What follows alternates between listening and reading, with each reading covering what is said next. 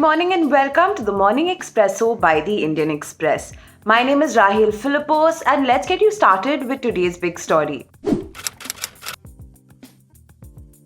Hours after India said it had not received any reports of hostage situations regarding any student, Russian President Vladimir Putin said that over 3,000 Indian citizens are being kept at Kharkiv train station in eastern Ukraine by the Ukrainian military.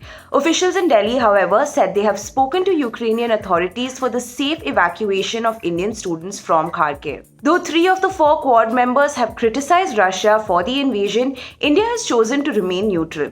Setting aside these differences, in a virtual meeting joined by Prime Minister Narendra Modi, Quad leaders agreed to establish a new humanitarian assistance and disaster relief mechanism, stating that it would be difficult for India to continue buying military hardware from Russia after US financial sanctions. A senior official of the US State Department implied in a hearing on India-US relations that the US would not need to invoke sanctions against any important security partner for the purchase of the Russian S-400 air defense system. Next up are our stories exclusive to the Indian Express. Speaking to the Indian Express, the AICC observer for Manipur, Jairam Ramesh, called the series of party leaders leaving the Congress a pull exodus. The BJP brought into play full force of money, power, and a lot of our colleagues left us.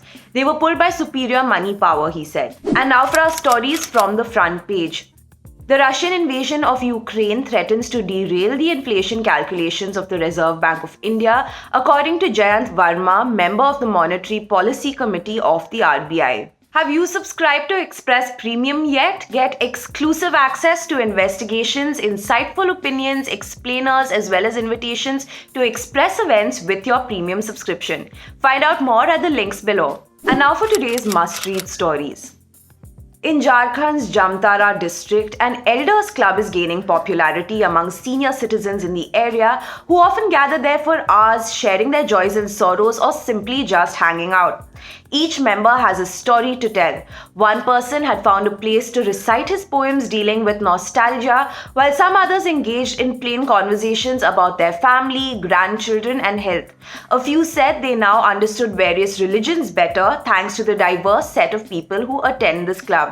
Everyone in Ukhrul, the Tangkul Naga heartland of Manipur, has a similar view of the controversial AFSPA, which gives sweeping powers to the armed forces to maintain law and order in disturbed areas. They believe it must go. The far-reaching resonance of AFSPA is not lost on parties contesting the Manipur elections. Barring the BJP, all parties from the Congress to the little-known Cookies People Alliance have AFSPA repeal on their manifesto. After the Indian Embassy gave an urgent call on Twitter earlier this week asking all students in Kharkiv to leave within 4 hours, hundreds of medical students from India walked around 25 kilometers to reach the city of Pesochin. Students recall the difficult journey and how they navigated their way to the city amid explosions and what some of them described as a stampede-like situation. The current Russian invasion of Ukraine, unlike previous wars in Iraq and Libya or sanctions against Iran, is having an impact not just on energy prices.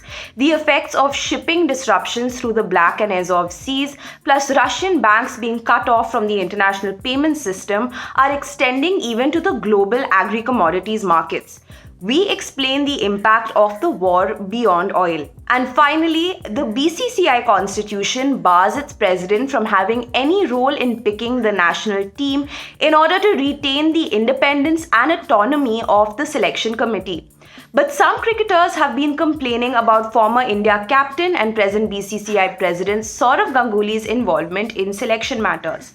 3 present and past selectors under Ganguly's tenure confirmed that he was a regular feature at selection meetings.